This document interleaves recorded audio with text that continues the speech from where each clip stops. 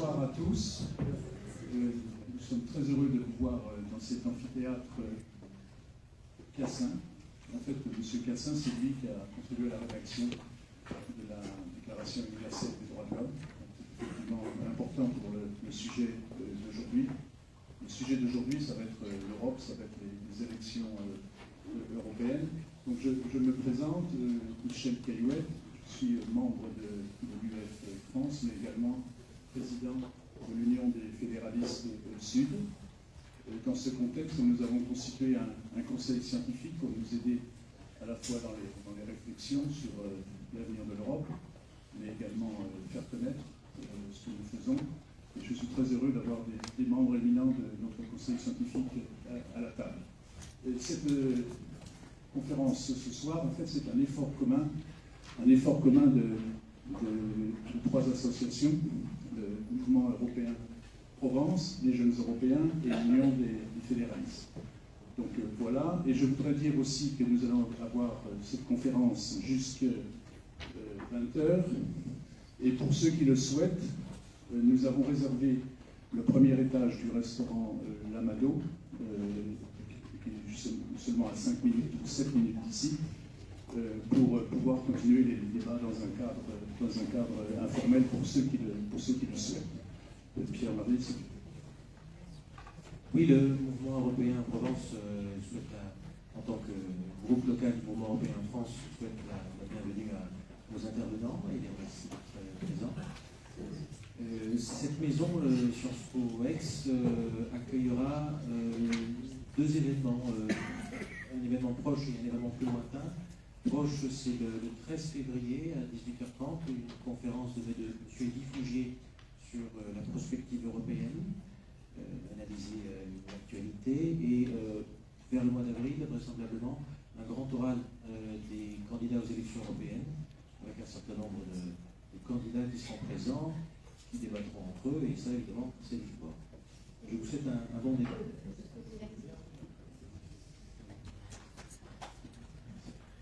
Bonsoir à tous et à toutes. Bienvenue pour cette conférence donc, démocratique, efficace et unie, les défis de l'Union après les élections de 2024. Moi je me présente, je suis Chloé Fab, je suis la présidente de l'Union des fédéralistes européens dans sa section française, donc une des associations qui participe à l'organisation aux côtés du mouvement européen et des jeunes européens. Alors Michel l'a un petit peu dévoilé, on est dans l'amphithéâtre René Cassin. René Cassin a dit quelque chose que je trouve très beau et qui m'inspire, pas tous les jours, mais quand même un jour sur deux. Il n'y aura pas de paix sur cette planète tant que les droits de l'homme, les droits humains, seront violés en quelque partie du monde que ce soit. Et en fait, rien que ça, en fait, c'est le programme du fédéralisme. En fait. Comment est-ce qu'on peut établir la paix? Notre objectif, ce n'est pas une trêve entre deux guerres, c'est comment est-ce qu'on rend la guerre impossible. Ce qu'on a réussi à faire au sein de l'Union européenne. L'Union européenne connaît encore des guerres à ses frontières. C'est partie d'une génération qui, quand elle était enfant, dînait tous les soirs avec les bombardements sur Sarajevo. Et il y a encore des générations qui, là, continuent à dîner tous les soirs avec des bombardements sur Kiev, sur Kharkiv. Donc on connaît toujours des guerres à nos frontières. On a quand même réussi à établir la paix à l'intérieur de l'Union européenne. Et donc c'est l'Union européenne comme projet de paix qui va un peu nous guider ce soir avec, en ce début d'année 2024, trois enjeux majeurs qui sont devant nous. Donc ça va être quel avenir désirable on peut proposer face au repli nationaliste et autoritaire. On a un mouvement dans le monde entier, en Europe, de renforcement du nationalisme, des autoritarismes. Je reste convaincue qu'on ne pourra pas résoudre les enjeux, les problèmes du XXIe siècle. Je parlais de la guerre tout à l'heure, il y a la question du dérèglement climatique, il y a tout un tas de questions aussi sur notre sécurité qui nécessitent une organisation collective. Aujourd'hui, mais je pense que les intervenants et les intervenantes le diront tout à l'heure, l'Europe n'est pas capable de soutenir l'Ukraine seule. Ça veut dire que si on n'arrive pas à mettre fin à cette guerre, les Polonais, les Lettons, ils continuent à avoir très très peur de ce qui peut se passer. Et nous seuls ne sommes pas capables d'assurer notre sécurité quand bien même la France est la plus grande armée d'Europe.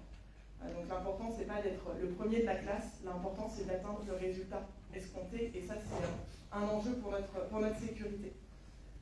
Le deuxième enjeu, c'est celui du narratif politique sur la question de l'accueil de nouveaux pays. Vous l'avez peut-être entendu, en décembre, l'Union européenne, via le Conseil, a reconnu l'Ukraine et la Moldavie comme pays candidats, donc pour ouvrir des négociations en vue de l'adhésion de ces pays-là. On va y revenir aussi plus en détail. Qu'est-ce qu'on raconte ici, à Aix-en-Provence, ici en France, ici en Europe, sur cet accueil de nouveaux pays? Pourquoi est-ce qu'on a envie d'accueillir ces États-là? Ceci va aussi pour les pays des Balkans occidentaux qui attendent aussi depuis un petit moment de pouvoir intégrer l'Union européenne et se projeter. Je parlais de Sarajevo tout à l'heure, les Balkans ont eux aussi connu une guerre fratricide terrible dans les années 90. Et enfin, un autre enjeu qui va être important pour nous en tant que fédéralisme et qui, je pense, l'est pour tout un chacun, c'est comment est-ce qu'on a des institutions qui nous permettent de mener les politiques dont on a besoin à l'échelle dont on a besoin. Et il y a un certain nombre d'enjeux où on a besoin que ces politiques soient menées au niveau de l'Union européenne. Je vous redonne des exemples. L'Union européenne est la première pourvoyeuse d'aide humanitaire à Gaza et en Palestine depuis des années et des années. L'Union européenne n'est absolument pas à la table des négociations de ce qui se passe aujourd'hui en Palestine.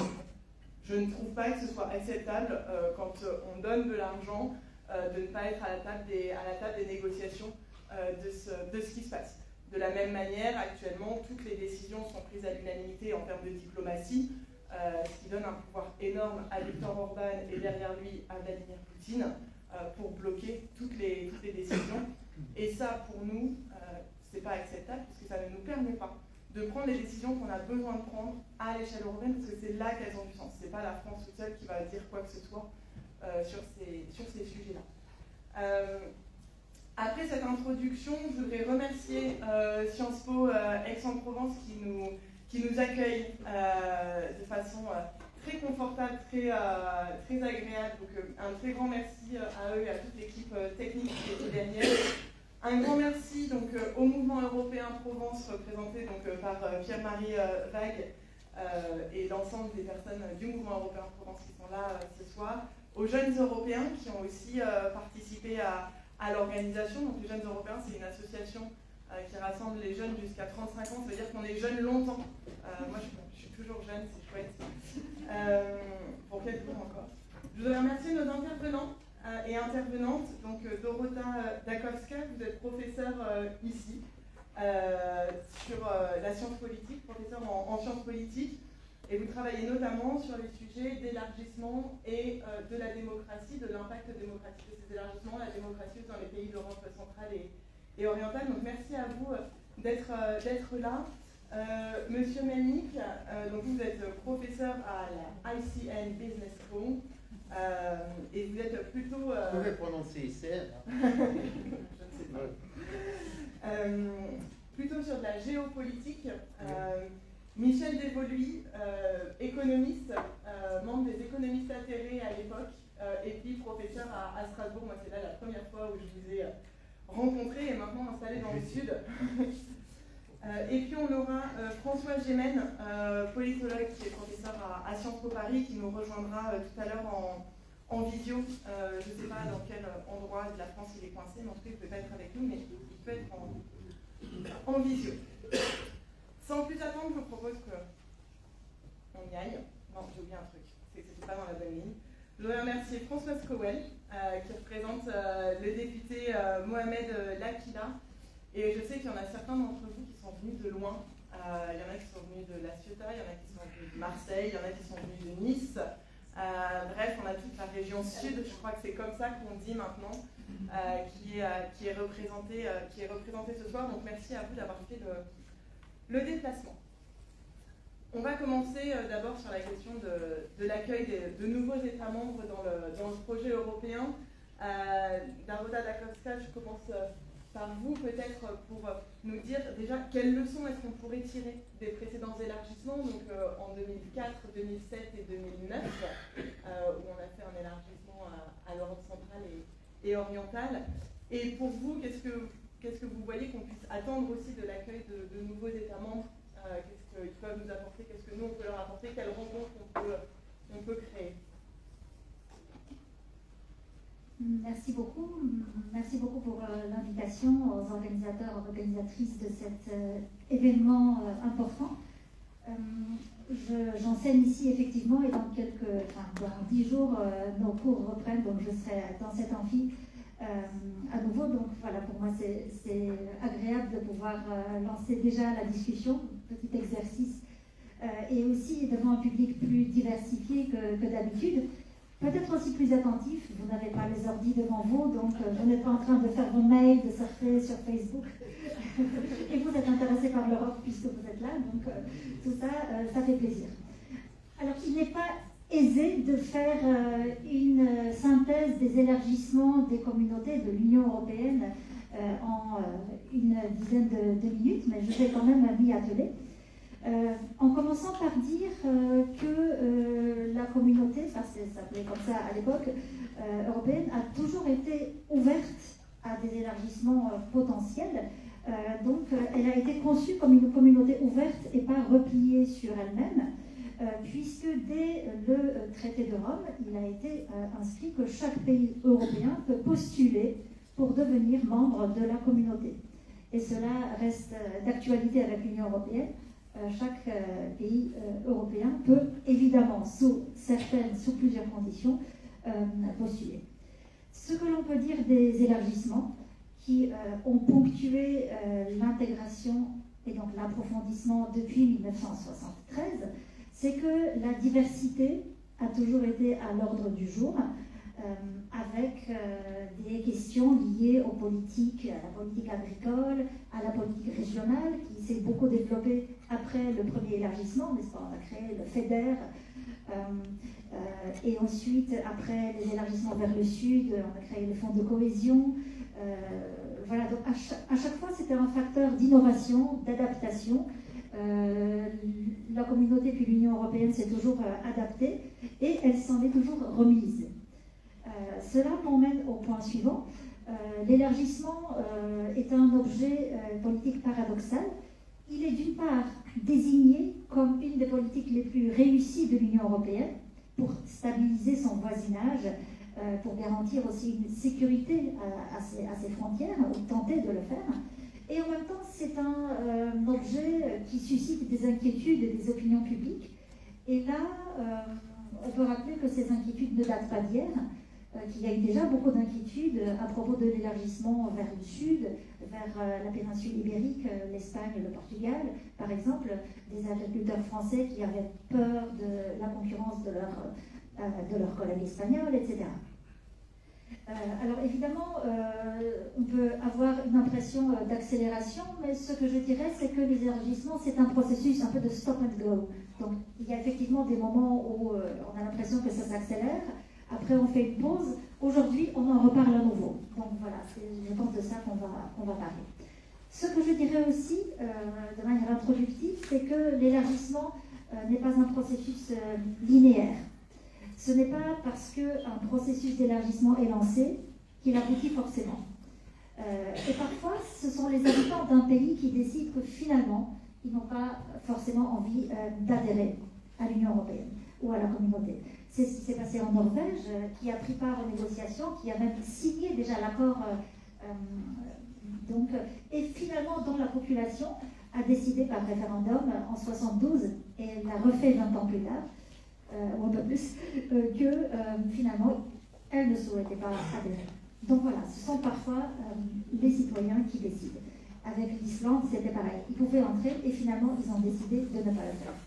Dans certains cas, comme avec la Turquie, le processus a lieu officiellement, mais il est gelé parce que les conditions politiques en Turquie font que ce n'est pas leur priorité et ce n'est pas peut-être complètement non plus une priorité pour les gouvernements de l'Union européenne dans ces conditions-là. Voilà. Et on sait aujourd'hui qu'un pays peut adhérer et ensuite quitter l'Union européenne avec le Brexit, mais évidemment ce n'est pas un modèle, une recette à recommander parce que c'est quand même très compliqué pour tout le monde. Voilà, donc innovation de la part de l'Union européenne, création de nouveaux statuts. On a eu, voilà, on sait ce que c'est qu'un pays candidat. Il y a aussi encore des pays candidats potentiels, donc en l'antichambre de l'antichambre, et des pays voisins de l'Union européenne qui signifie aussi un statut particulier. Donc c'est un processus qui est lié parfois à un processus de stabilisation. Dans les Balkans, il s'agissait de penser l'élargissement et aussi de stabiliser cette région qui a donc connu une guerre au début des années 90. Alors, pour s'y situer un peu aujourd'hui, le dernier élargissement, il a eu lieu quand, si vous vous souvenez? Quel pays a adhéré? Alors, les Pays-Bas, c'est en 2004. Alors, sinon, c'est un pays balkanique, les Balkans. La Croatie, voilà, en 2013, donc il y a 10 ans. Donc, effectivement, depuis, il n'y a pas eu d'autres adhésions. Mais on peut se demander, voilà, cet élargissement Big Bang à tous ces pays, surtout de l'Est, pas seulement, mais voilà, surtout, qu'est-ce que ça a donné? Moi, je dirais qu'en gros, ce que constatent les chercheurs, c'est que le ciel ne nous est pas tombé sur la tête. Donc, mes collègues qui ont étudié ça de manière très quantitative, voilà, très evidence-based, comme on dit, on se sont demandé, voilà, effectivement, on s'inquiète, est-ce que le Parlement va fonctionner de manière moins efficace? Est-ce qu'il va être plus lent? Est-ce qu'il va voter moins de textes? Non, finalement, il vote, après l'élargissement vers l'Est, on s'est rendu compte qu'il n'était pas moins efficace, qu'il continuait à fonctionner et qu'il ne votait pas moins de textes. Évidemment, c'est une Union européenne à chaque fois plus complexe. C'est plus compliqué, il y a plus de langues, des alphabets. Voilà. Alors, on s'est demandé aussi, est-ce que ces pays sont des retardataires en termes de transposition des directives européennes? Donc, on s'est attelé à cette question, on a regardé, et dans les années qui ont suivi cet élargissement Big Bang, on s'est rendu compte que non, le taux de transposition était plutôt même meilleur, parce qu'ils s'étaient tellement entraînés à jouer les bons élèves que finalement ils avaient, je sais pas, on va dire l'Estonie avait un meilleur taux de transposition que la France. Donc voilà, ça fonctionne. Après, effectivement, il y a de mauvaises surprises comme les gouvernements autoritaires que l'on a vu, qu'on voit toujours en Hongrie, que l'on a vu en Pologne pendant 8 ans. C'est fâcheux, les atteintes à l'état de droit, mais je pense qu'il faut faire attention à faire une distinction Europe de l'Est, Europe de l'Ouest, les anciens et les nouveaux, puisqu'on sait que dans les États membres, il arrive aussi d'élire des gouvernements d'extrême droite qui sont au pouvoir, et donc ce n'est pas quelque chose qui est réservé aux pays d'Europe centrale et orientale. Alors, les pays candidats aujourd'hui, c'est pas forcément facile de les énumérer comme ça, parce qu'effectivement, en ce moment, ça change beaucoup.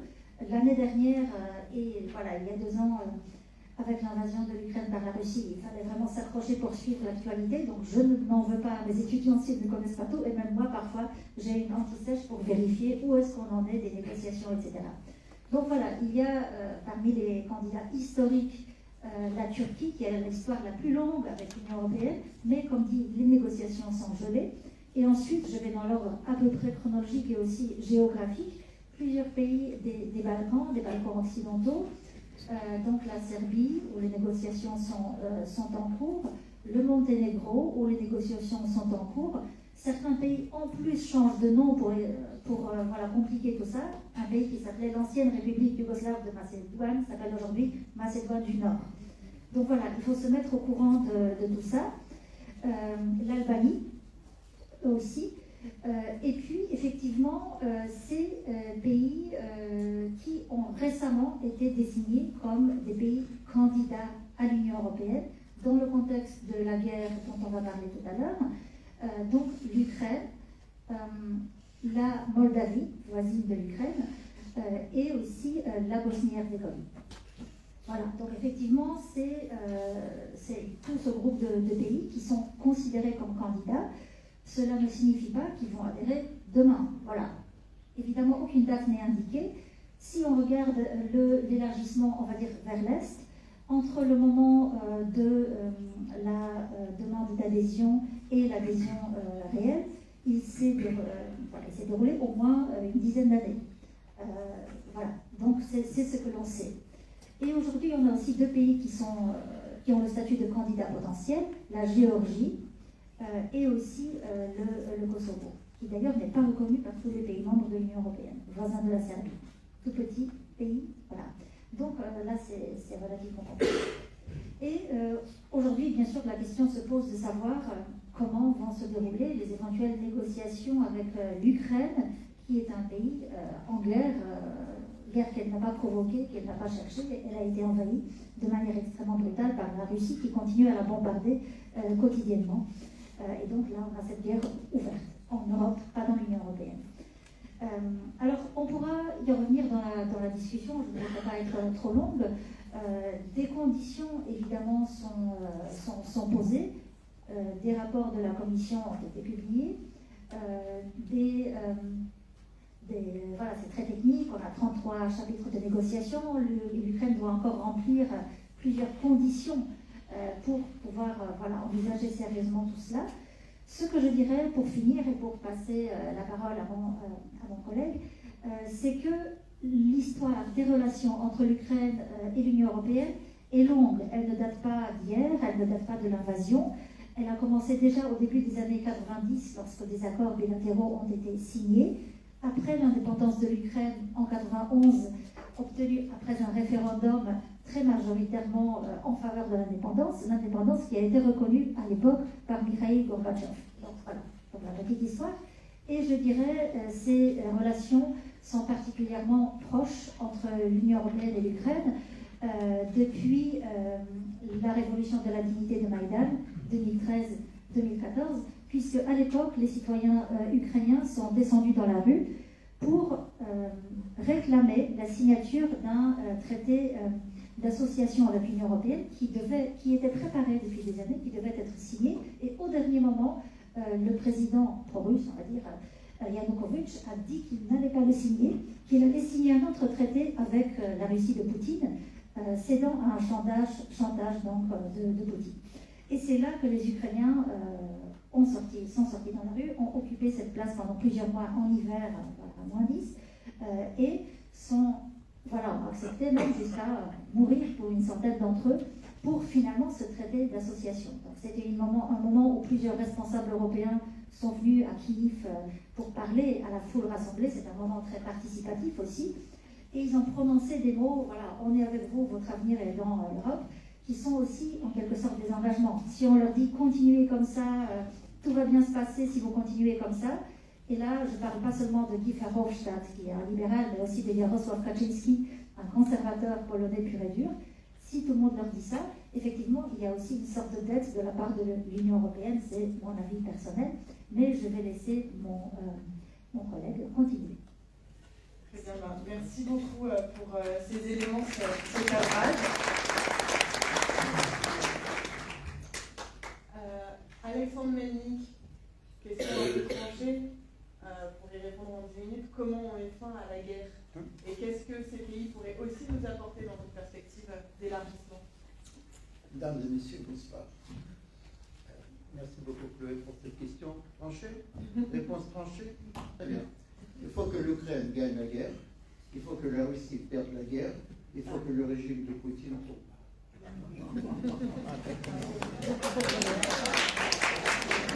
Et, après votre présentation aussi détaillée, permettez-moi de revenir peut-être au fond de mon point. À l'essentiel, évidemment, dans le temps qui est parti. Loin de moi l'idée du passé.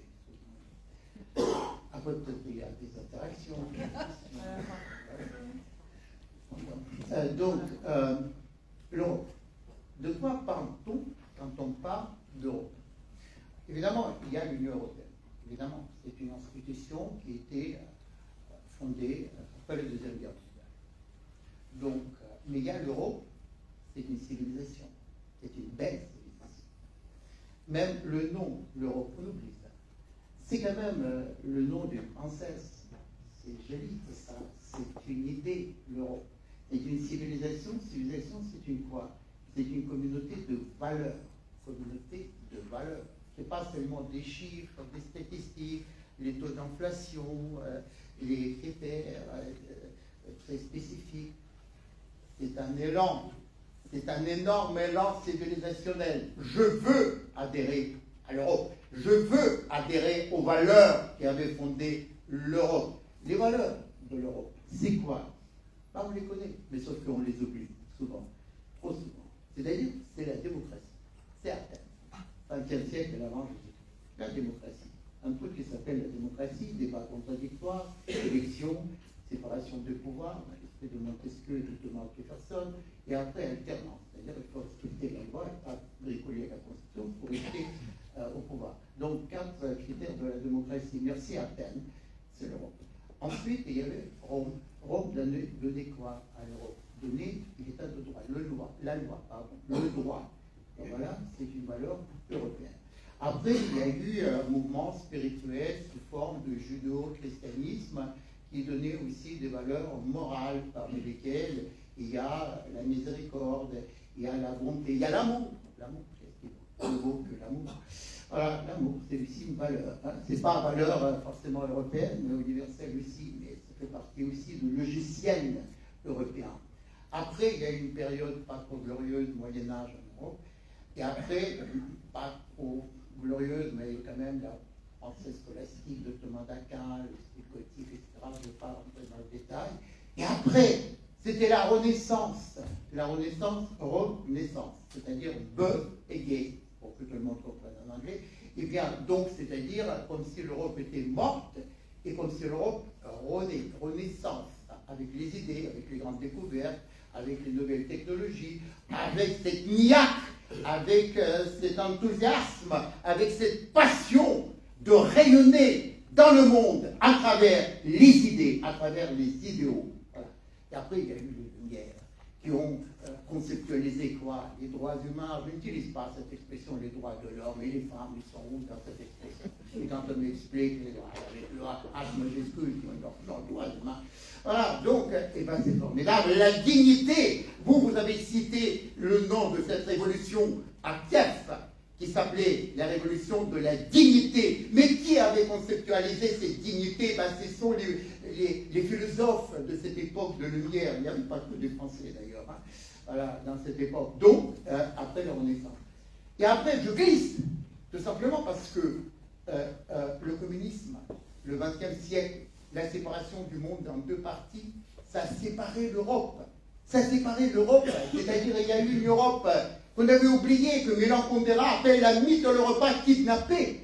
C'est-à-dire l'Europe, ce que vous avez appelé l'Europe de l'Est, j'aime pas trop cette expression, parce que c'est l'Europe. Mais sauf que cette Europe a été oubliée, kidnappée, elle est restée derrière le rideau de fer. On a complètement oublié cette Europe, oubliée, kidnappée. Il y avait d'autres Europe qui était basée sur le socle de valeurs que je viens de vous rappeler. Eh bien, après, il y a eu quoi? Le communisme tombé, la chute du mur de Berlin. Et ces Européens kidnappés, c'est-à-dire les pays qui étaient derrière le rideau de fer, mais culturellement, c'était des Européens, eh bien, ils se sont dit, mais nous sommes là, ouvrez-nous la porte. Il ne s'agit pas d'un élargissement. À quel moment nos dirigeants comprendront qu'il ne s'agit pas d'un élargissement, il s'agit de la réunification de la famille unie. Voilà. Donc, quel élargissement, gardons pas, approfondissement, réunification, nous sommes une famille. Ah ben, est-ce que vous pouvez laisser les cousins derrière la porte? Ah ben non. Voilà, et c'est pas leur faute d'ailleurs, qu'ils ont pris beaucoup de retard dans le développement parce qu'ils étaient kidnappés par le communisme. Voilà, donc ça c'est le détail. Donc, ensuite, la guerre. La guerre que la Russie, je ne dirais pas la Russie, je dirais le régime politique. Un régime politique, parce que l'histoire de tout pays façonnée de changement de régime.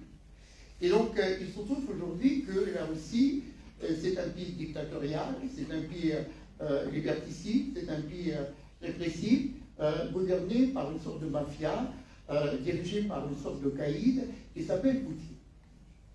Voilà. Donc, on m'avait demandé d'aller à l'essentiel, je vais donc trancher. Donc, ce pays a engagé une guerre civilisationnelle, parce que la vision du monde de Poutine est exactement contraire par rapport à ces valeurs que je vous ai présentées. Donc ça, c'est version de la vie, de la mort, du monde, et complètement. Ce qui est intéressant dans le cas de la Russie et de l'Ukraine, c'est que ce sont deux pays qui appartiennent à la même racine civilisationnelle, à la même civilisation des Slaves de l'Est, à la même civilisation orthodoxe. Voilà. Mais à un moment donné, l'Ukraine, après la chute du communisme, choisit une voie européenne. Et se dit, bah tiens, nous voulons adhérer à l'Europe. La liberté, la dignité humaine, les droits humains, bah c'est nous, quoi. Ce sont des néophytes de la démocratie, qui peuvent apporter à notre Europe, je dirais, pas vieille Europe, ce nouveau souffle. Vous comprenez? Ce nouveau souffle, c'est une piqûre de rappel des valeurs que nous pouvons déjà oublier, occulter, parce que c'est eux qui poussent. C'est-à-dire qu'on a besoin de ce pays-là comme si on a besoin, quand on est claustrophobe, d'air pour respirer. Voilà, c'est ça, le souffle européen. Et donc, Poutine qui engage cette guerre, et donc je reviens à votre question, j'ai encore combien? 2-3 minutes? Donc, et comment mettre fin à cette guerre? Clausewitz, qui était l'un des grands concepteurs de la chose militaire, il disait qu'il y a trois façons, trois moyens de mettre fin à une guerre. La première façon, c'est que l'un des belligérants prenne le dessus de façon évidente sur l'autre. Et c'est comme ça une guerre se termine. Ok? C'est pas le cas. C'est pas le cas aujourd'hui, pour le moment. Ensuite, la deuxième façon de mettre fin à une guerre, c'est qu'il y a ce qu'on appelle en mot français Honnesbrod, c'est-à-dire un tiers de bonne foi qui s'impose en tant qu'intermédiaire. Qui peut s'imposer aujourd'hui en tant qu'intermédiaire? L'Union européenne? Elle est où l'Union européenne aujourd'hui? L'ONU? Elle est où l'ONU aujourd'hui? Les Américains qui sont impliqués dans leurs problèmes? Voilà, personne. Je vois personne. Hein. Bon. Donc, et troisième façon, pas de mettre fin à une guerre, mais geler cette guerre. C'est justement geler le conflit. C'est-à-dire dire, tiens, aujourd'hui, par exemple, la ligne du front, comme vous le savez, ne bouge pas trop. Voilà. Donc, on gèle ça. Mais vous savez ce que ça donne? Et vous savez comment ça s'appelle, ce conflit gelé? Ça s'appelle une bombe à retardement. C'est-à-dire, cette bombe va exploser en pleine gueule après. Et assez rapidement d'ailleurs. C'est-à-dire pourquoi? Parce que Poutine va utiliser ça pour reconstituer son armée. Il ne va pas s'arrêter. Parce que tous les conflits gelés qui existent aujourd'hui, regardez la Géorgie, regardez la Transnistrie à Moldavie, par tous les moyens. Finalement, il faut donner aux Ukrainiens tout ce qu'ils réclament dès le début, parce que c'est eux l'Europe aujourd'hui. L'Europe, c'est l'Ukraine. L'Ukraine, c'est l'Europe. L'Europe, c'est le bouclier de l'Ukraine, c'est le bouclier de l'Europe, parce qu'ils se battent pour leur liberté, pour leur démocratie, c'est-à-dire pour la nôtre. Et c'est-à-dire, si on cède là-dessus, vous savez ce qui va se passer? C'est que l'Union européenne, dont on parle beaucoup, elle peut disparaître complètement. Disparaître. Donc, c'est-à-dire, c'est une question existentielle, c'est une question de vie et de mort, c'est une question de survie de l'Union européenne, parce qu'avec l'Ukraine, l'Europe retrouve sa raison d'être. C'est une crise existentielle qui nous donne la possibilité de renaître. Parce que soit tu renais aujourd'hui, soit tu disparais de l'histoire. Et donc, je termine, pour rester tout à fait dans le clou de ces 10 minutes qui me sont imparties, pour dire tout ce que je dis déjà. C'est-à-dire, en d'autres termes, tant que le régime Poutine sera en place, la guerre continue. Il peut prendre d'autres formes. Ce sera peut-être une guerre, ce qu'on appelle aujourd'hui une guerre hybride, voilà. Mais il y aura toujours des morts, il y aura toujours l'instabilité, l'insécurité, l'incertitude. Donc, il faut tout simplement tout faire pour que l'Ukraine, qui se bat pour notre liberté, pour notre démocratie, pour nos valeurs, il faut que l'Ukraine gagne cette guerre sur le champ de bataille. Et le corollaire de cette victoire sera la chute du régime de Poutine. Parce que Poutine ne vit que grâce à cette guerre. La guerre est devenue une partie de son ADN, de son logiciel, de la normalité de la vie russe. Parce que s'il perd cette guerre, il perdra la raison d'être de son pouvoir. Et si ce régime tombe, et ça c'est une autre question, peut-être j'y reviendrai, si vous me permettez, à un moment donné, parce qu'on a peur du chaos aussi, qu'est-ce que se passera après? Il ne faut pas avoir peur Hein? Vous vous rappelez, un certain pape disait en 78, je crois, en Polonais, justement, donc n'ayez pas peur, Jean-Paul II. Et qu'est-ce qui s'est passé? Le communisme est tombé. N'ayez pas peur. Sortons de la peur du gourdin nucléaire de Poutine. Ce régime, c'est un régime colosse, un colosse de pied d'argile. Donc, il faut faire tout pour que l'Ukraine gagne cette guerre. Et ce sera aussi un pas, un tout petit pas, mais un pas important vers la renaissance de l'Europe en tant que civilisation. Merci beaucoup, Alexandre.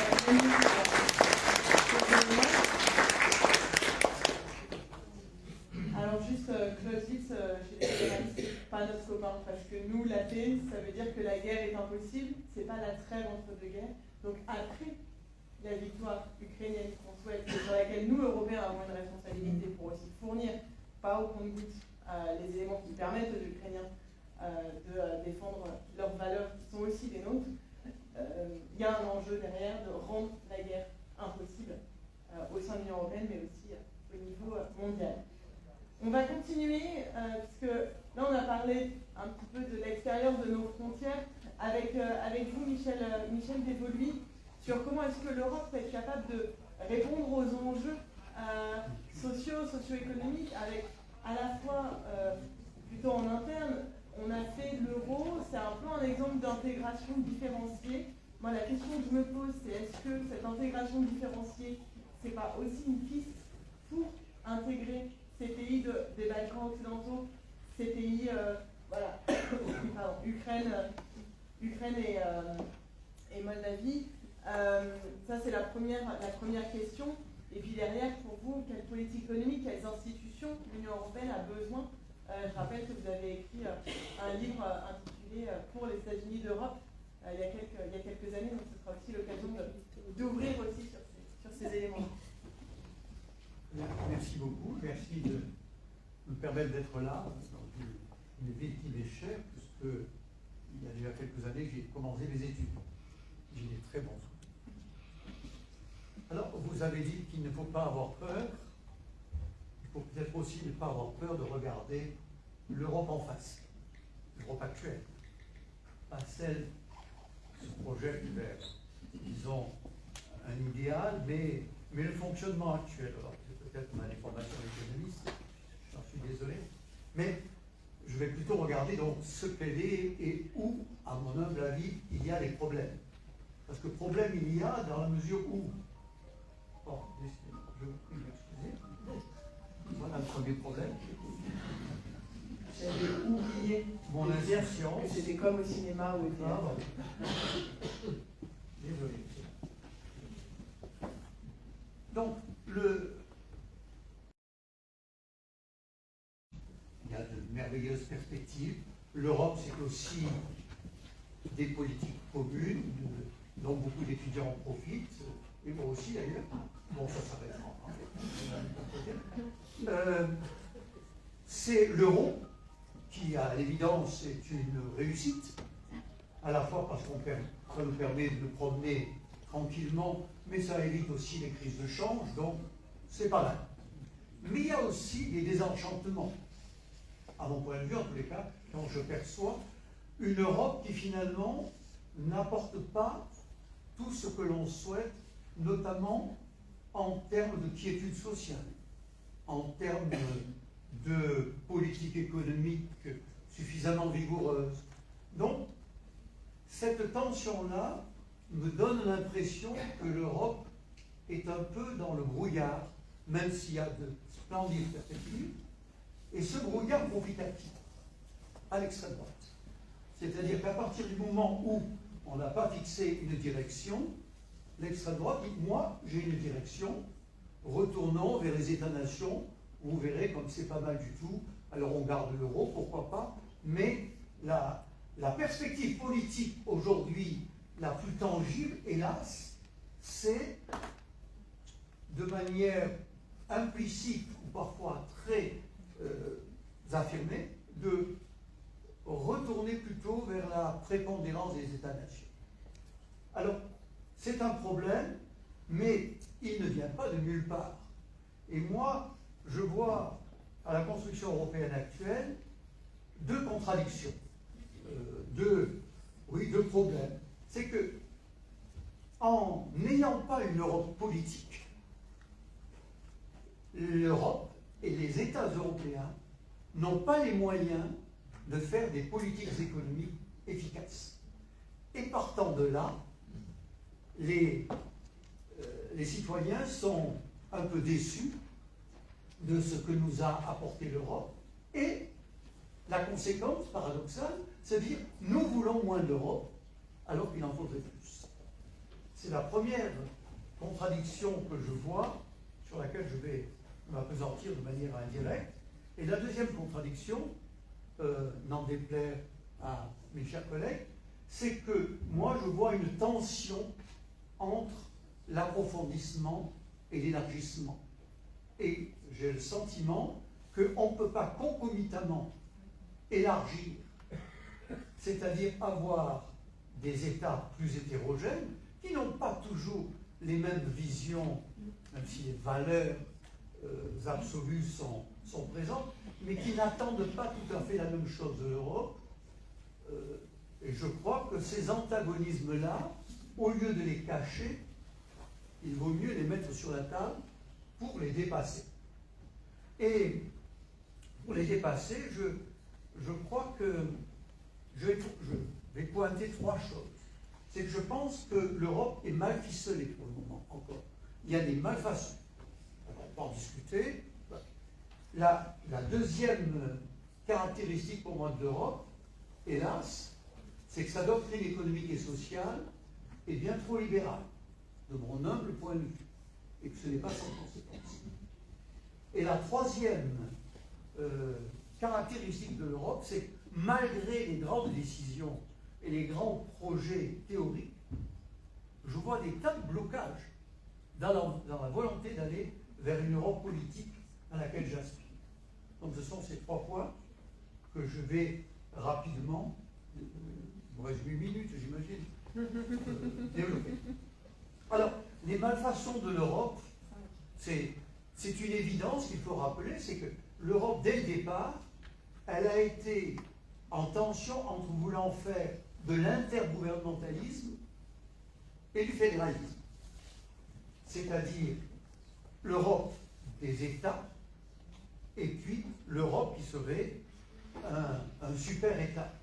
Et pour s'en persuader, il suffit de regarder les institutions. Vous avez d'un côté des institutions qui sont de nature supranationale,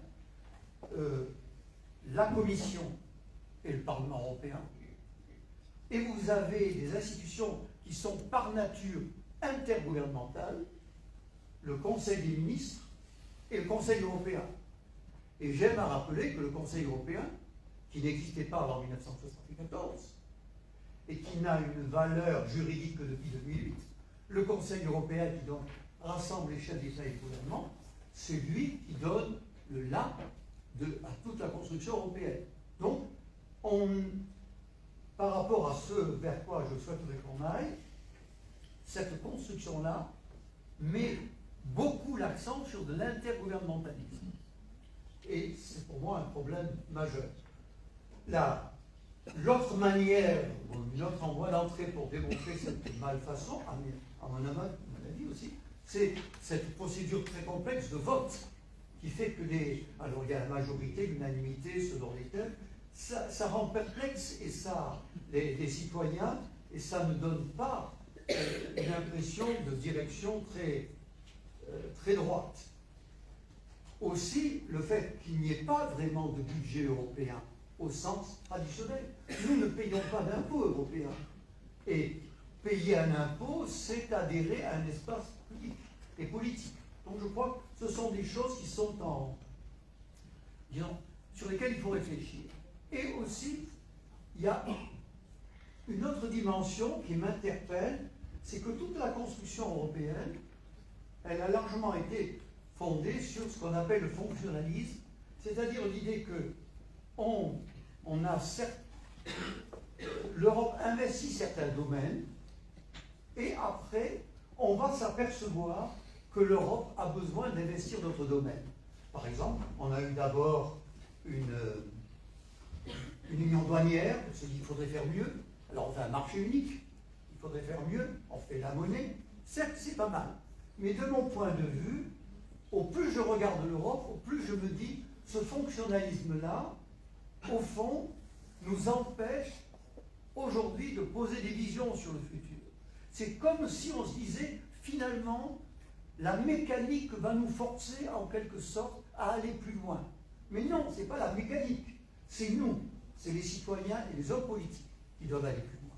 Donc, c'est un premier point pour moi que d'assumer que l'Europe actuelle est encore mal ficelée.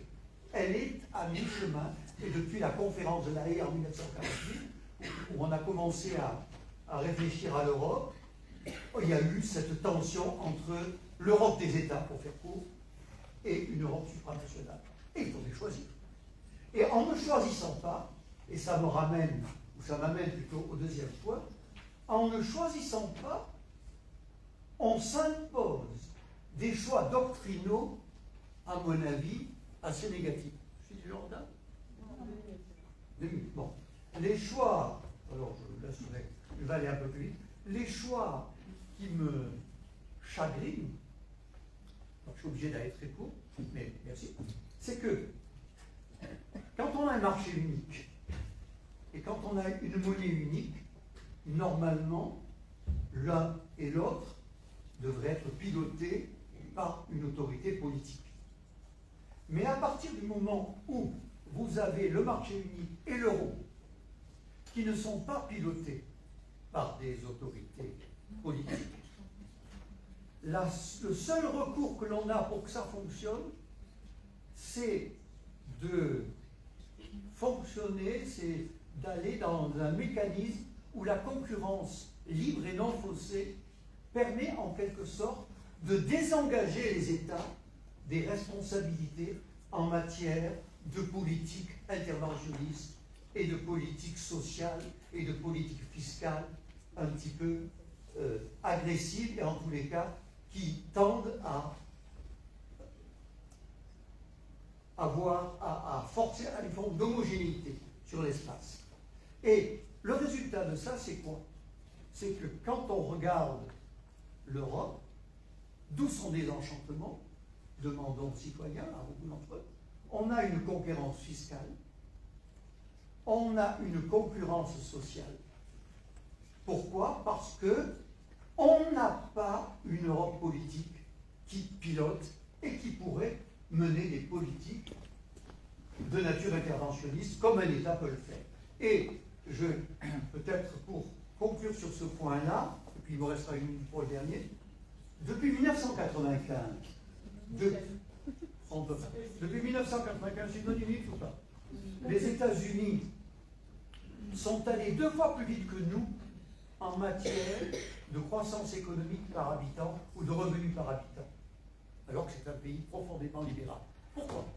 Parce que chaque fois qu'il y a eu des problèmes, ils sont intervenus massivement, beaucoup plus que nous. Et non, ils ne sont pas contraints par des pactes de stabilité, de croissance, etc.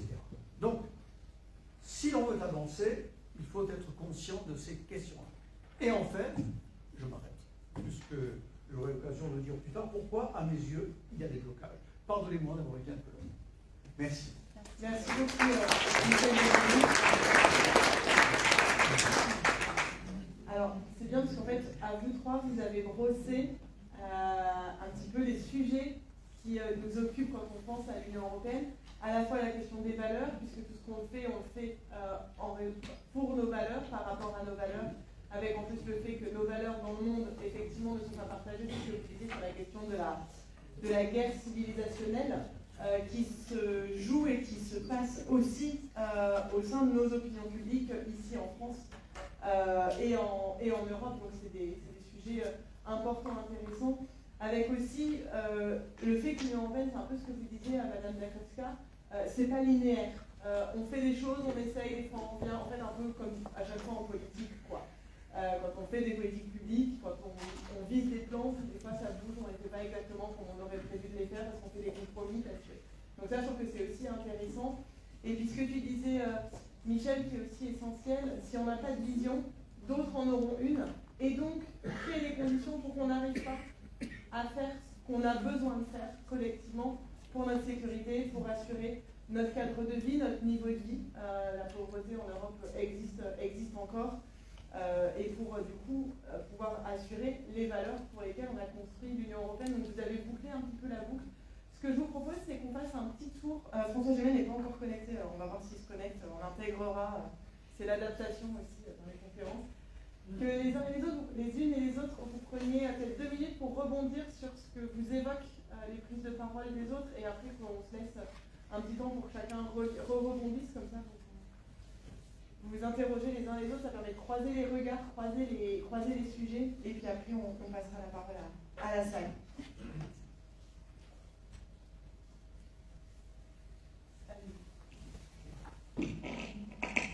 Écoutez, je vais être très brève. Cette fois-ci, j'ai plus de questions que de commentaires. Vraiment, j'aurais bien aimé vous entendre sur les blocages et aussi sur ce qu'on aurait pu mieux faire avec les élargissements passés. Et donc, peut-être, voilà, sur les élargissements à venir, à quoi est-ce qu'il faut faire attention? On répond pas tout de suite, on fait d'abord un tour de table. Alexandre? Nous sommes à 5 mois des élections cruciales européennes. On oublie souvent ça. Donc, parce que l'euro est devenu un problème. Et ce n'est pas une partie de solution. À mon avis, il faut inverser le rôle. L'euro, ça fait partie d'une solution des problèmes globaux auxquels nous sommes tous confrontés un peu partout dans le monde. Il faut réinitialiser le logiciel européen. Il faut réinitialiser le mot, la notion euro. C'est pour ça que les élections européennes dans 5 mois, à mon avis, et là, je crois qu'il y a un consensus qui se dégage entre nous. Voilà. Oui. Non, quelle question vous posez à vos collègues? C'est ça la question, justement, d'abord, et puis vous me permettez de finir. Alors, voilà. Donc, les élections européennes, c'est l'occasion de remettre à plat le concept. C'est quoi l'Europe, finalement?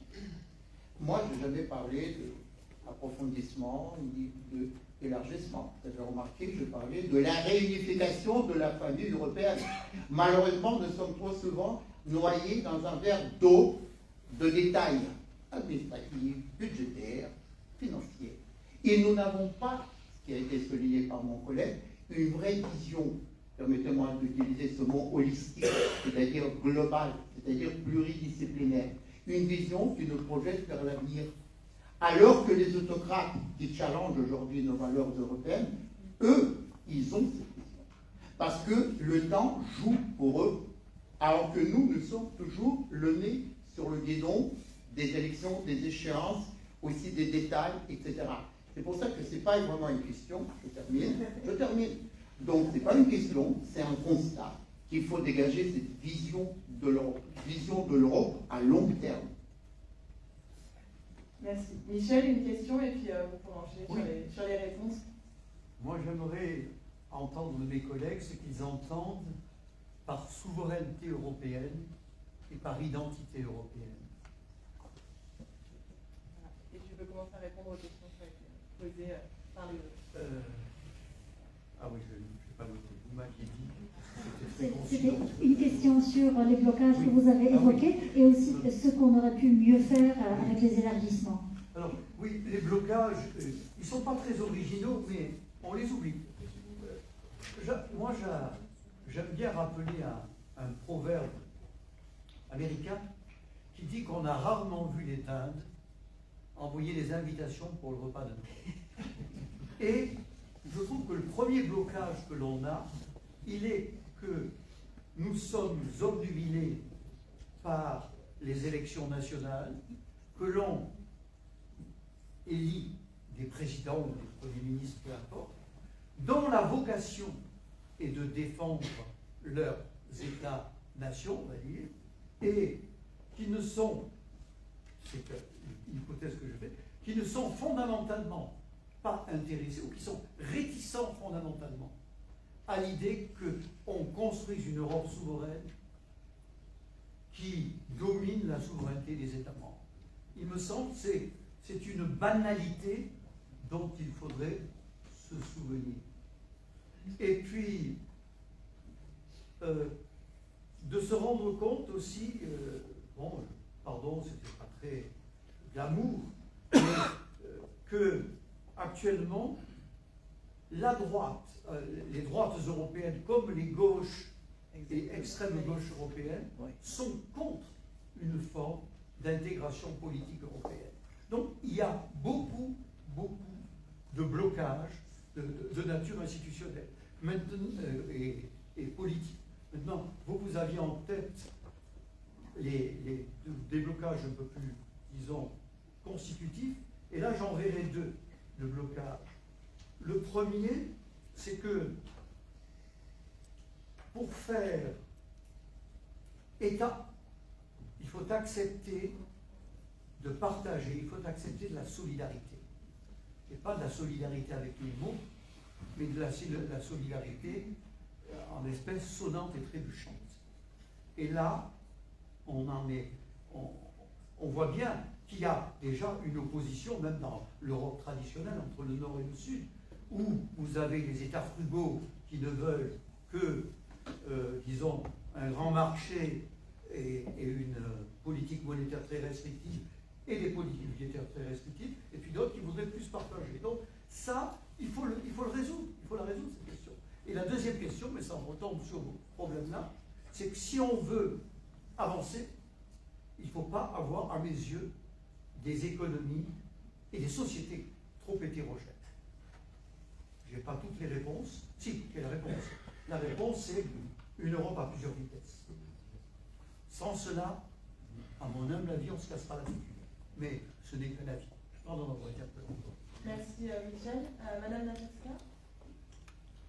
Donc on peut passer à la phase réponse.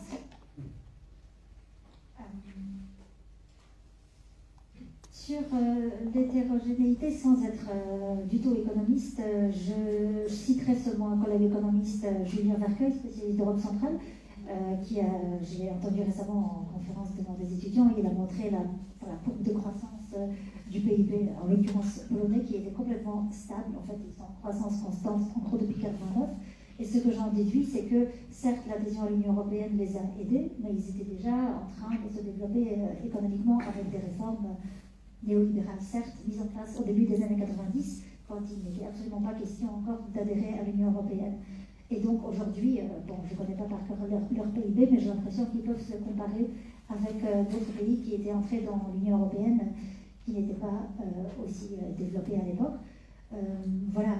Après, sur les élargissements, certes, c'est une grande idée aussi politique, mais ce qu'on a vu historiquement, c'est que quand c'est surtout une pression politique et quand ça va trop vite, c'est pas forcément très bon pour le pays qui adhère. Je pense à la Grèce, qui a été admise avant l'Espagne et le Portugal parce qu'il fallait aller vite, etc. Donc c'est certes, ce côté technique, c'est aussi une stratégie politique en fait, de techniciser l'élargissement, parce qu'on dit voilà, on le découpe en plusieurs chapitres, commencer par les normes phytosanitaires, etc. Et ça dédramatise, mais il faut quand même passer par ce côté technique, parce que si c'est pas assez précis, ben voilà, le diable est aussi dans les détails. Voilà. Alors, sur la souveraineté européenne, c'est effectivement difficile parce que c'est un terme qui, en pensée juridique, politique, est associé à l'État-nation. Voilà, on pense souveraineté nationale. Donc, c'est conceptuellement difficile. Bon, c'est le président Macron qui a lancé beaucoup ce sujet, qu'il faut développer une souveraineté européenne. Concrètement, on pense à quoi? Je pense que ça peut être concret quand on parle de la souveraineté et donc de l'indépendance énergétique.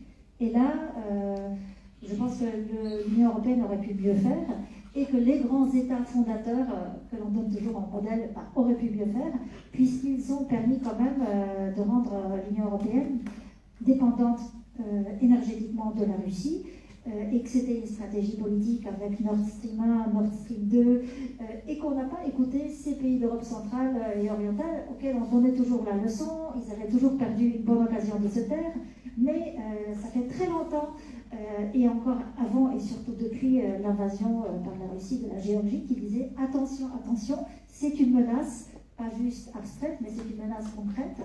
ils vont faire du chantage avec les moyens énergétiques, et c'est dangereux en fait. Et donc effectivement, on ne les a pas écoutés, et pas seulement les Polonais, parce qu'on dit oh, ils ont une histoire spéciale avec la Russie, ni les Tchèques, mais aussi les Roumains. L'ancien commissaire roumain, qui avait quand même écrit beaucoup de textes pour dire vraiment c'est dangereux de se rendre dépendant comme ça. Donc peut-être développer, on voit que c'est possible aussi, de baisser la température, de faire des économies d'énergie. Là, l'Union européenne a montré que quand il faut, on le fait. On peut se rendre plus indépendant énergétiquement de la Russie, mais effectivement, en matière d'énergie renouvelable, certains pays doivent encore faire des efforts, et notamment ici les nouveaux États membres. Voilà. Un autre point délicat politiquement, mais dont on parle et en France et dans l'Union européenne, est la question des migrations. Voilà comment les aborder. Aujourd'hui, ce qu'on voit, c'est une approche très très durcie, y compris au niveau européen, le pacte asile-migration, qui va conduire vers une création un peu des zones de non-droit, une fiction des gens qui sont entrés dans le territoire, on va dire qu'ils n'y sont pas, ça va être quand même assez compliqué. Et voilà, là, on peut voir sur des exemples concrets, par exemple les frontières extérieures de l'Union européenne. Je pense ici à la frontière terrestre, donc par exemple, qui est aussi une frontière de l'État, voilà, entre la Pologne et le Bélarus. On a vu que c'était tendu ces dernières années, et on a vu que le gouvernement polonais conservateur à l'époque ne coopérait pas avec les organismes européens. Par exemple, n'avait pas accepté l'agence Frontex, qui n'est pourtant pas l'agence la plus douce, qui a aussi quand même une approche sécuritaire des frontières. Mais ils ne voulaient même pas de Frontex, alors qu'eux-mêmes ont voulu que Frontex soit situé à Varsovie après l'adhésion en 2005.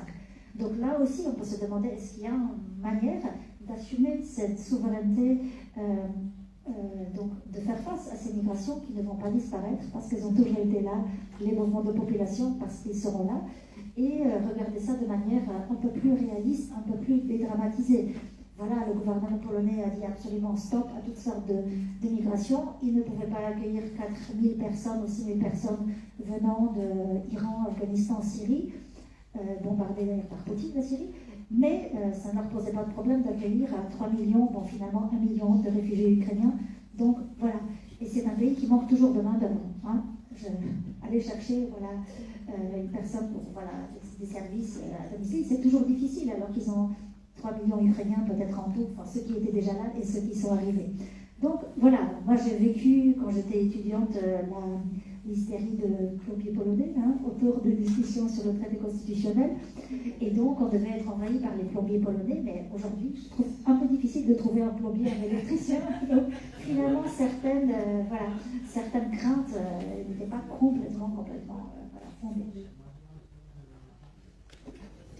Très bien, merci beaucoup. Monsieur Yannick, on peut aussi répondre aux quelques questions.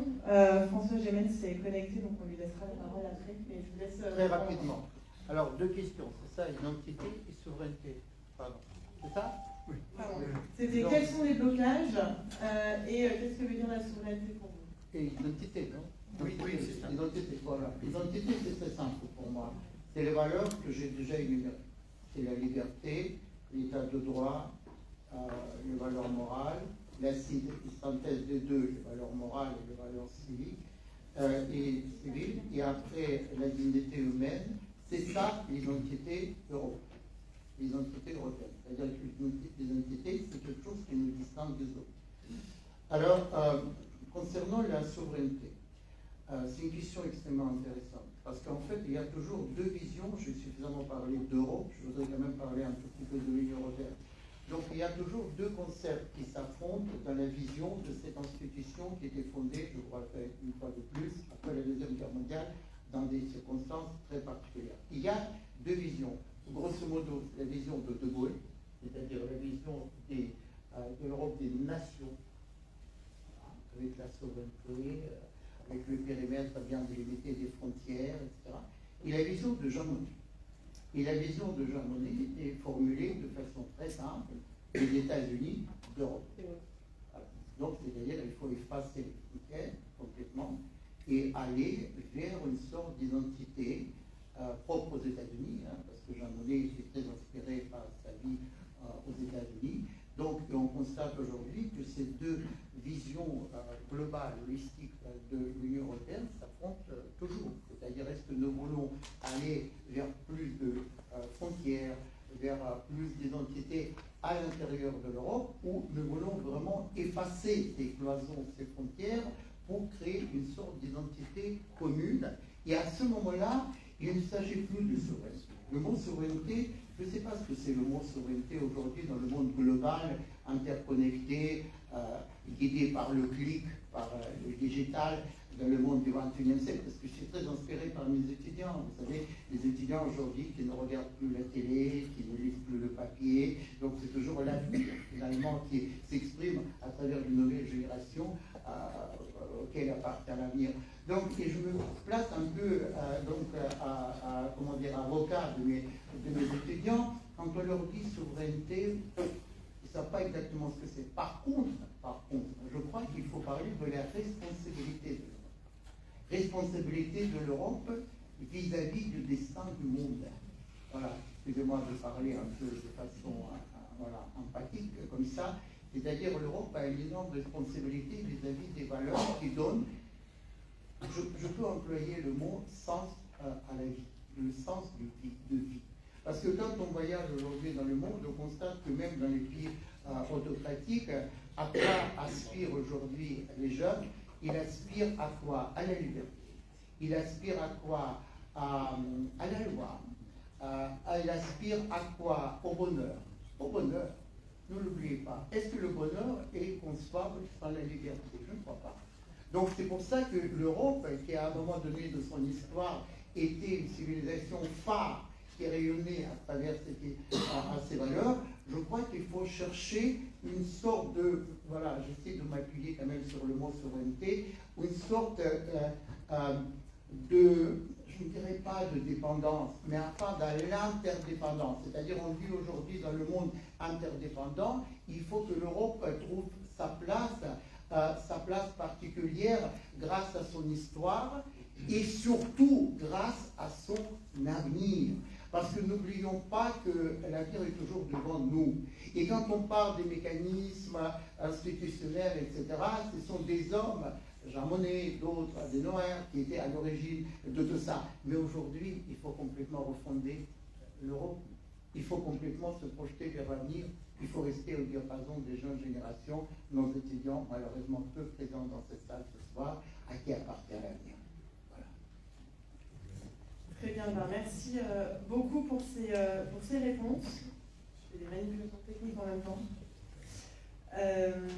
On a François Gémen qui est en direct de Bruxelles. Vous ne l'avez pas vu, mais il passait devant le palais royal, je crois.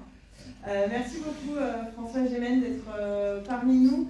Alors la question que je voulais vous poser au départ, puisqu'on a Darota Dakovska qui nous a parlé de la question des élargissements de l'Union européenne et des perspectives d'élargissement à venir, Alexandre Melnik nous a parlé des valeurs et de la guerre civilisationnelle sur laquelle nous sommes engagés et de ce que les États qui vont rentrer ou qui pourraient rentrer pourraient nous apporter, et Michel Zévoluy qui nous a parlé plus de comment l'Europe est porteuse à la fois d'espoir et en même temps qu'il y a des malfaçons à cette Europe-là, notamment parce qu'on manque d'institutions politiques pour piloter cette Europe et permettre aussi d'avoir des choix.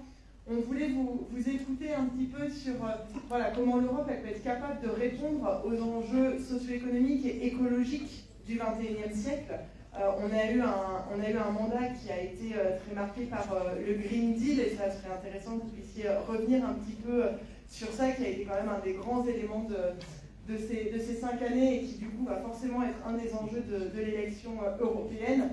Et puis nous dire, vous, votre vision en termes de gouvernance par rapport à la question climatique et des règlements climatiques et vraiment de la biodiversité, à la fois peut-être au niveau européen puis au niveau mondial, puisqu'on a commencé à aborder aussi la question de la place de l'Europe dans le monde. Voilà, je laisse la parole pour une petite dizaine de minutes. Merci beaucoup. C'est l'Assemblée nationale à Paris que vous voyez derrière moi, sur le palais royal de Bruxelles. Ça, c'est le côté napoléonien des Français. Si j'oriente le téléphone de façon correcte, de ripoire, voilà, tout à fait. En Enfin, bref, bon. Et donc c'est la scène.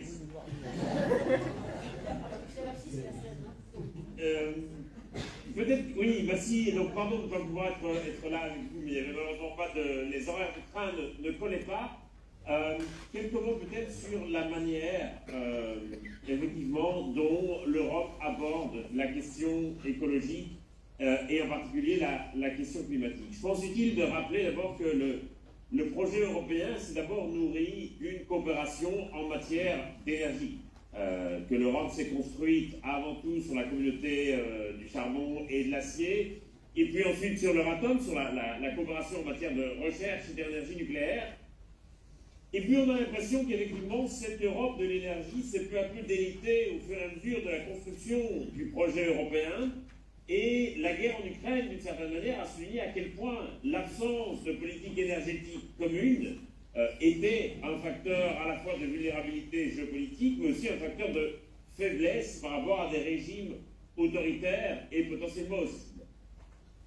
Et j'avais nourri l'espoir, au début de la guerre en Ukraine, qu'un des bénéfices collatéraux de cette guerre, si je puis m'exprimer ainsi, soit de relancer une véritable union énergétique européenne et de remplacer le Green Deal au centre de ce qui, à mon avis, pouvait être un formidable projet, non seulement économique, mais aussi un formidable projet politique pour l'Union européenne. Et malheureusement, autant il y a eu toute une série d'initiatives communes en matière d'énergie, en matière de politique énergétique, plusieurs États ont radicalement changé de politique énergétique, apportant par là même la preuve qu'il était possible de changer rapidement de politique énergétique. Mais en même temps que ces changements se produisaient, on a observé aussi des attaques populistes de plus en plus véhémentes contre le Green Deal. Et de plus en plus, le Green Deal apparaît, à la fois sans doute par un peu de maladresse dans la manière dont il a été présenté et par une certaine forme d'activisme délétère de certains États membres, apparaît comme une sorte de contrainte que Bruxelles voudrait imposer à certains États membres, et notamment en Europe centrale et orientale, où par exemple l'hostilité à l'égard du Green Deal est manifeste. Et donc nous ne parvenons plus vraiment aujourd'hui à voir ce Green Deal comme la fondation potentielle d'un nouveau projet politique européen. Et cette question du projet, pourtant, elle est essentielle.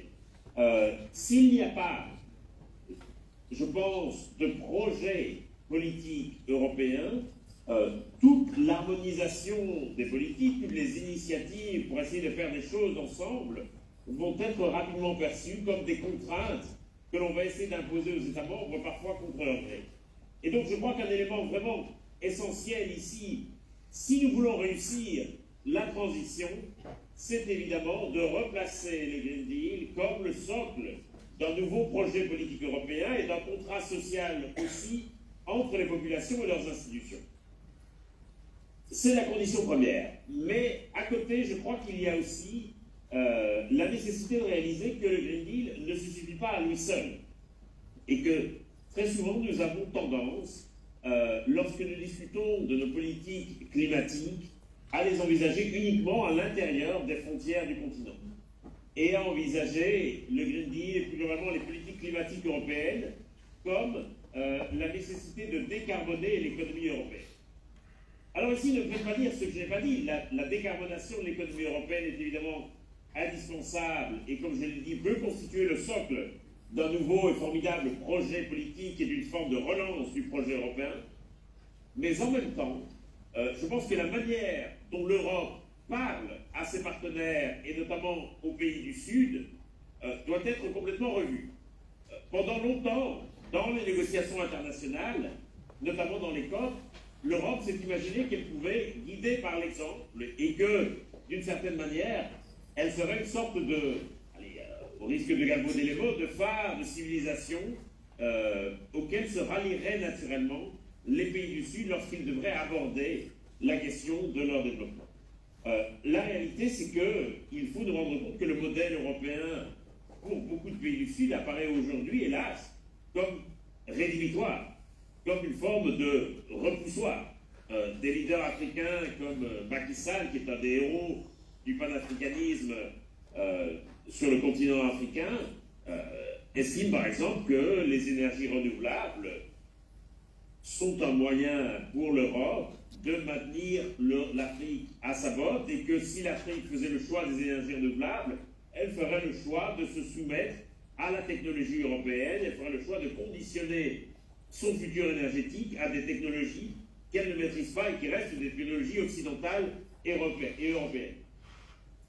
Et donc, la manière dont l'Europe a abordé cette question, globalement, de la justice climatique dans les négociations, à mon avis, a été complètement fourvoyée. Et aujourd'hui, la nécessité, je crois, pour l'Europe, c'est véritablement d'envisager une certaine forme de coopération au-delà de ces frontières, qui ne travaille pas par l'exemplarité, mais qui passe par l'investissement. Et aujourd'hui, on a un énorme déficit d'investissement dans la transition énergétique, notamment dans les pays du Sud. Le montant des investissements dans la transition énergétique se monte globalement chaque année autour de 1700 milliards de dollars. C'est considérable et c'est très bien, mais l'essentiel de ces investissements sont concentrés dans les pays industrialisés.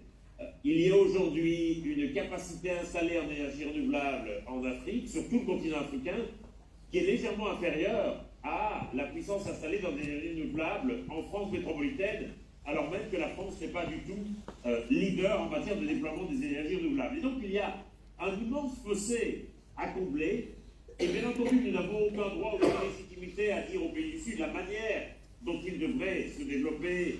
Nous n'avons aucune légitimité à leur dire ou à leur interdire de toucher à leurs énergies fossiles. Mais je crois essentiel de comprendre aussi que sans investissement massif dans les pays du Sud, nous ne pouvons pas espérer réussir la transition écologique, nous ne pouvons pas espérer non plus garantir une certaine forme d'habitabilité de la Terre. Et donc il y a vraiment un intérêt européen, je crois, à déployer ces investissements en dehors de leurs frontières et envisager le Green Deal aussi en dehors des frontières européennes. Sinon le risque, évidemment, ça serait que l'économie européenne soit une sorte d'îlot décarboné au milieu d'un océan de carbone et nous ne serions pas plus avancés. Voilà les quelques mots que je voulais vous adresser ce soir. Merci beaucoup de m'avoir donné l'occasion de vous les adresser.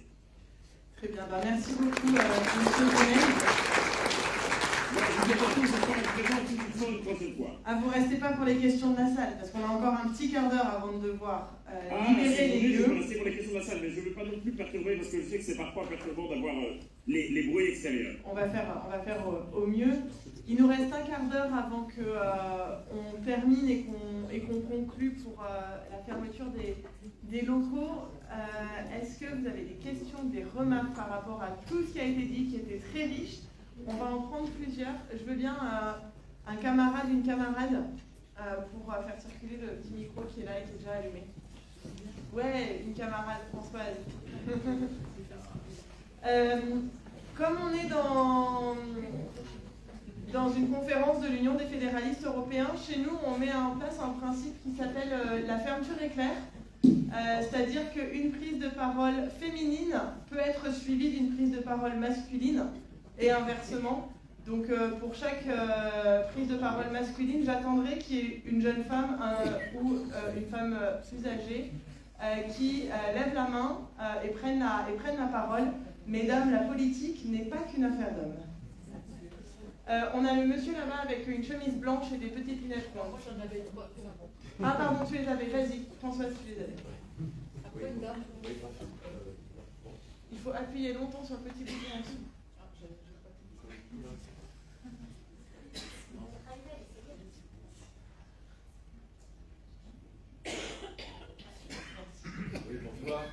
Et présentez-vous au début. Oui, Pascal Chopin, j'aurais aimé aussi avoir votre position par rapport à la France dans les élections européennes à venir, parce que j'ai l'impression qu'aujourd'hui, dans notre cher pays, où on parle beaucoup de politique, remaniement, etc., président de la République, où en sont aujourd'hui le vrai besoin des Français qui se trouvent un petit peu noyés dans le problème européen, parce qu'aujourd'hui, c'est les priorités de notre pays pour entendre nos concitoyens, c'est le social, le chômage, la santé.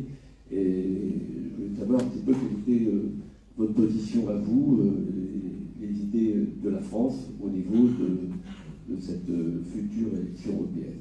Comment vous voyez un petit peu la situation? Très bien, merci. Une femme, parfait.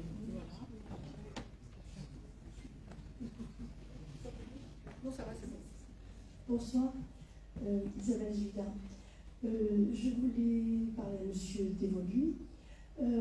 Si je vous ai bien compris, vous regrettiez que cette Europe est trop libérale. Et ma question est, est-ce qu'elle n'est pas liée au vote, tout simplement? C'est-à-dire que ce sont les électeurs qui le choisissent cette orientation. J'ai mal à la gorge. Voilà. Et ensuite, je voulais dire à M. Mélenchon que j'avais été vraiment très enchantée par votre parole, parce que vous avez évoqué l'idéal européen. Vous avez évoqué les valeurs européennes. Et nous sommes à quelques mois des élections et nous allons être sur le terrain pour faire campagne. Et c'était vraiment de ça que j'avais besoin. Et vous m'avez redonné la pêche. Et parce que c'est vraiment mon Europe à moi. Et je voudrais faire référence à la charte des droits fondamentaux de l'Union européenne qui regroupe toutes ces valeurs et que tout le monde ne connaît pas forcément. Qui sont si précieuses. Merci. Merci beaucoup.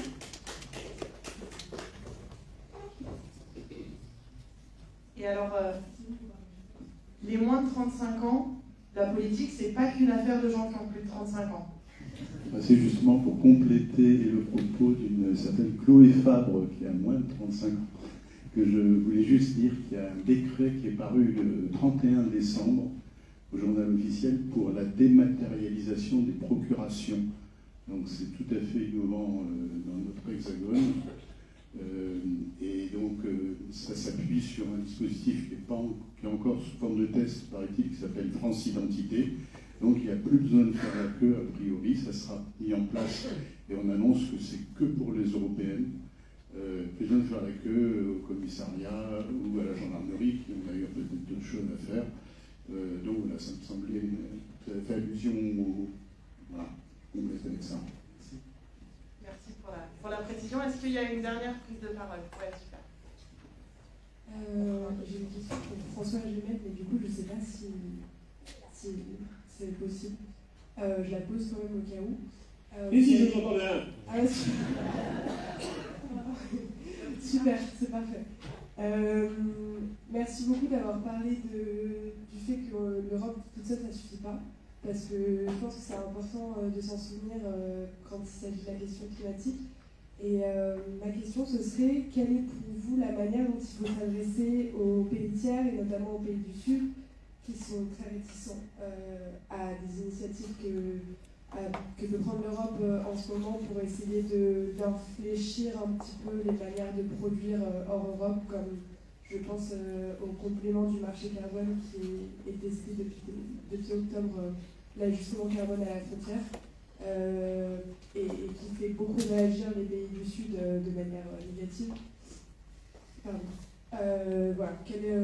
Pour vous, quelle est la manière de faire corps au-delà de l'Europe, même si je parle pas des institutions, et de convaincre de l'utilité de la démarche, en quelque sorte.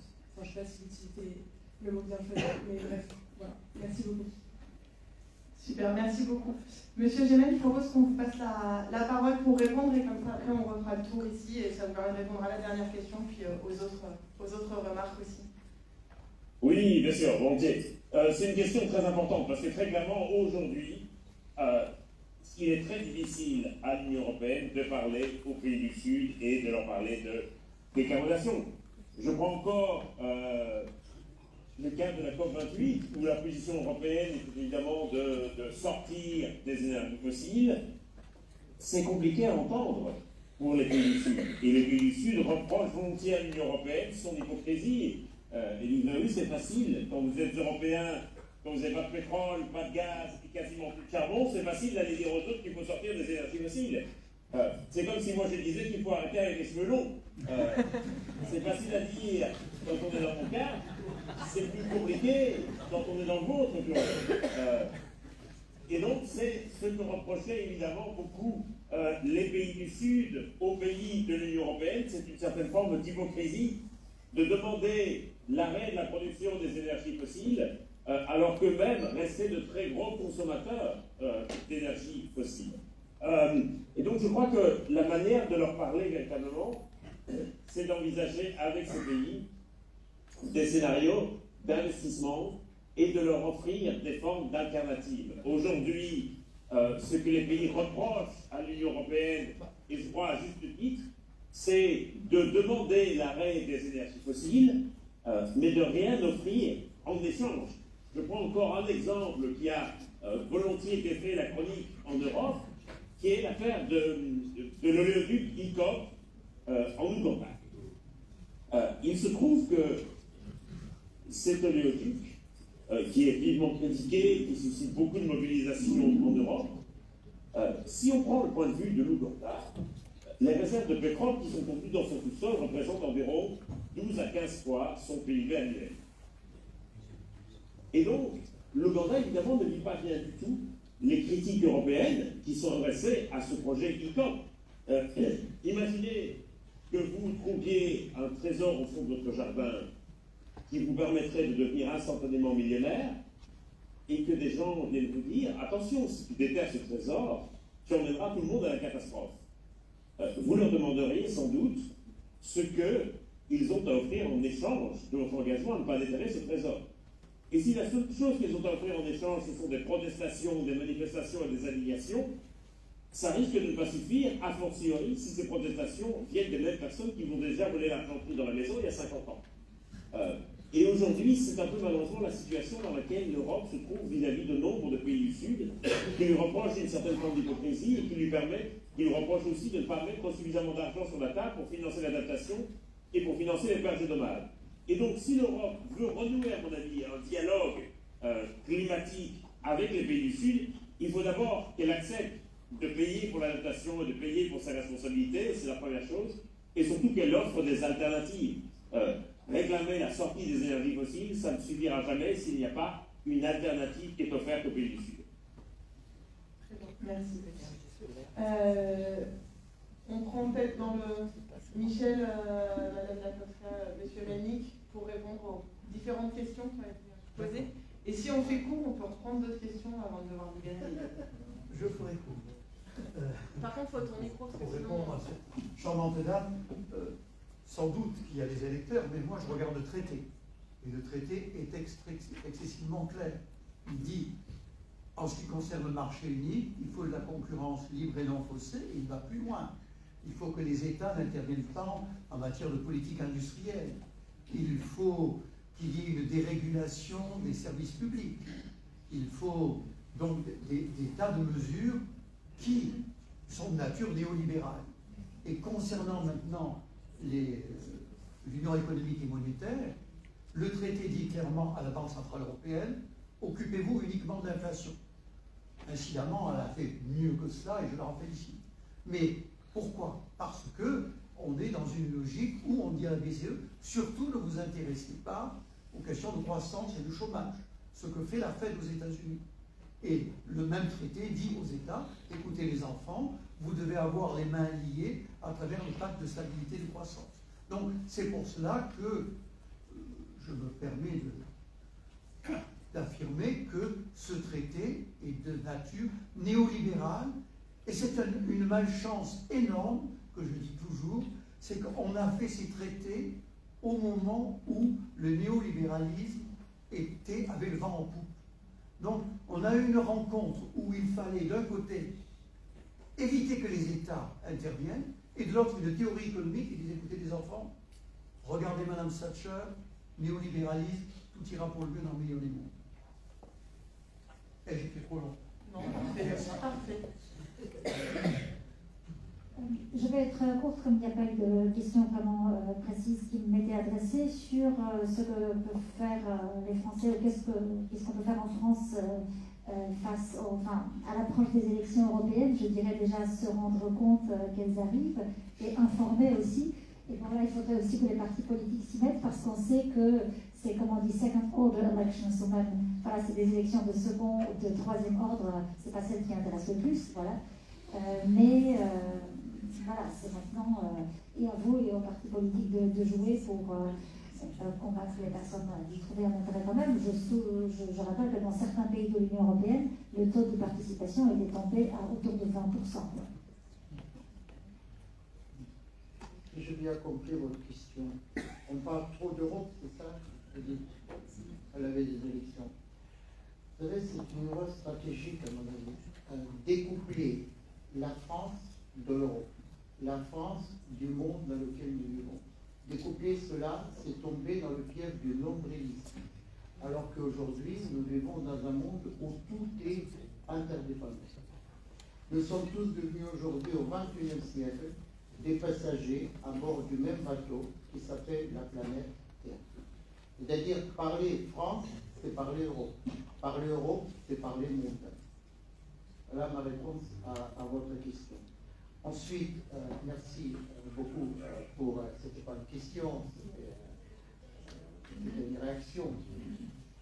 Milan Kundera, un énorme de la Mitteleuropa, il est né à Brno, dans cette Europe kidnappée. Il disait que être Européen aujourd'hui, un Européen aujourd'hui, c'est celui qui a la nostalgie de l'Europe, c'est-à-dire une sorte de passéisme. Yes, oui, l'Europe était formidable au passé, glorieuse, magnifique, dans le passé, au passé. Moi, je crois que le présent de l'Europe aujourd'hui n'est pas de l'Europe. On s'est noyé justement dans ce verre d'eau des formalités, des bureaucraties, administration. On a perdu une vision d'ensemble. Mais ce qu'il faut faire, il faut recréer les idéaux européens. C'est-à-dire qu'il faut donner aux nouvelles générations la soif d'Europe. Il faut montrer que l'Europe, ce n'est pas du passé. Ce n'est pas la nostalgie de l'époque de la Renaissance, je ne sais pas quoi, mais c'est un idéal extrêmement attractif qui donne du sens à la vie aux nouvelles générations à travers des valeurs que vous avez évoquées, moi j'ai évoqué, notamment la liberté et la quête de bonheur. La quête de bonheur, je n'ai pas peur de prononcer ces mots. Et troisième sujet qui a été évoqué en creux, c'est l'éducation. Parce que si nous voulons réinitialiser l'Europe, si nous voulons lui donner un nouveau souffle, je crois que, je suis persuadé, que le chemin de la Renaissance passe par l'éducation. L'éducation, c'est un vrai combat, à mon avis le principal combat, pour les cœurs et les esprits de nouvelles générations auxquelles appartient l'avenir. L'éducation, c'est planter des graines. C'est planter des graines de la connaissance, planter des graines de l'intelligence, et aussi planter des graines des valeurs. Voilà, l'éducation, c'est le mot-clé de l'Europe du XXIe siècle. Eh bien, merci beaucoup. Comme il est 19h48 et que Sciences Po ferme effectivement à 20h et qu'il y a toute une équipe en fait derrière qui tient les locaux ouverts pour nous, on va essayer de finir à l'heure parce qu'eux aussi ils ont envie de pouvoir sortir du travail et profiter de leur vendredi soir.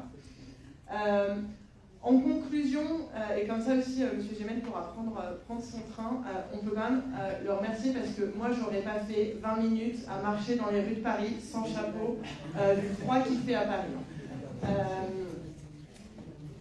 En conclusion de tout ce que vous avez dit, on a la question des valeurs qui est ce pourquoi on fait l'intégration européenne et on a reparlé aussi. Alors, est-ce que tu peux éteindre les micros s'il te plaît ? On a ces valeurs de paix, ces valeurs de démocratie, ces notions de respect des droits de l'homme, des droits humains, qui sont essentielles. Il y a aussi tout ce que l'Union européenne ne fait pas encore. Ça, c'est une des choses pour lesquelles, en fait, à l'Union des fédéralistes européens, on milite. Comment est-ce que l'Union européenne peut reprendre une vision politique? Je crois que vous êtes plusieurs à l'avoir dit. La nature ayant horreur du vide, si ceux qui construisent l'Europe n'ont pas de vision politique, d'autres en auront une pour nous. Et on a déjà parlé de cette question de guerre civilisationnelle. et avec aussi ce que nous a rappelé François Gémen, toute la question du reste du monde. Alors on a parlé un petit peu d'accueillir des nouveaux pays, donc on a parlé de nos frontières toutes proches, mais effectivement aussi l'Union européenne reste pour l'instant le premier marché mondial, continue à porter des politiques ou des fois à ne pas les porter, et donc peut aussi à un moment proposer des alternatives. Il n'y aura effectivement pas de planète à 1,5 degré si on fait les choses qu'au sein de l'Union européenne. Donc on a aussi un enjeu de solidarité mondiale. Ce sont des choses sur lesquelles à l'UF on milite également. Le système des COP où chacun donne des engagements et dit je vous promets je vais faire ça, et que s'ils font rien il ne se passe rien, ne nous permettent pas d'avoir des outils qui permettent de répondre aux enjeux du dérèglement climatique. Donc on a besoin d'outils contraignants aussi au niveau mondial pour pouvoir mettre en œuvre ces engagements, et notamment auprès des pays les plus pollueurs dont nous faisons partie en tant qu'ensemble. Pour vous dire sur ce que va faire l'UF pour ces élections européennes donc, qui ont lieu le... Voilà. C'est le côté on est à Sciences Po, on fait des trucs un peu comme ça. Nous, on porte un plaidoyer, donc on rencontre en fait les partis, les listes candidates pour leur présenter le plaidoyer sur en fait des sujets qu'on a abordés ce soir. On a aussi donc un conseil scientifique, Michel Dévoluy, Alexandre Melnik, François Gémen en font partie. Donc la chance aussi d'avoir des personnes qui réfléchissent, qui pensent, qui peuvent aussi écrire dans la presse pour mettre ces sujets-là à l'ordre du jour des réflexions. Et puis une campagne commune avec le mouvement européen, les jeunes européens, qui s'appelle l'Europe pour de bon, qui va aussi faire connaître ce qui se fait en Europe, appeler au vote. C'est un enjeu essentiel que chacun, quelles que soient ses convictions politiques, puisse les exprimer. J'ai entendu plusieurs fois ces dernières semaines le fait que les élections de 2024 jouaient l'avenir de l'Europe, mais aussi l'avenir de la planète, avec un risque majeur d'avoir énormément de partis nationalistes et d'extrême droite, ce qui nous met en danger sur l'ensemble des sujets qu'on a vus aujourd'hui. Donc un enjeu aussi de se mobiliser par rapport à ça. Le conseil scientifique est aussi ouvert aux femmes, puisque la recherche n'est pas non plus qu'une affaire d'hommes, donc voilà, on peut aussi élargir là-dessus. Pour vous remercier très chaleureusement à vous tous et toutes d'avoir été présents, d'être restés jusqu'au bout. Merci à nos 4 intervenantes et intervenants pour votre préparation, pour vos mots, pour tous ces éléments-là. Et puis, si vous le souhaitez, on peut continuer les échanges à l'Amado, qui paraît-il n'est pas bien loin, mais je pense qu'on va pouvoir y aller à peu près tous ensemble. Un très grand merci à vous. Bonne soirée. Au revoir François Gémen, merci beaucoup. Bon voyage. Dans le métro. Ouais, dans le métro. Ouais, ça marche bien, Internet à Paris. Merci beaucoup, à bientôt. Super.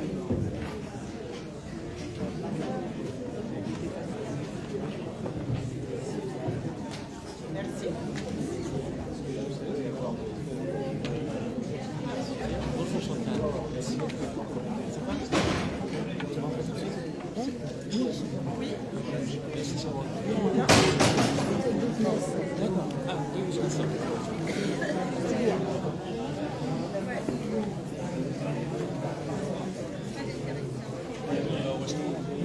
La Mado est l'officiel.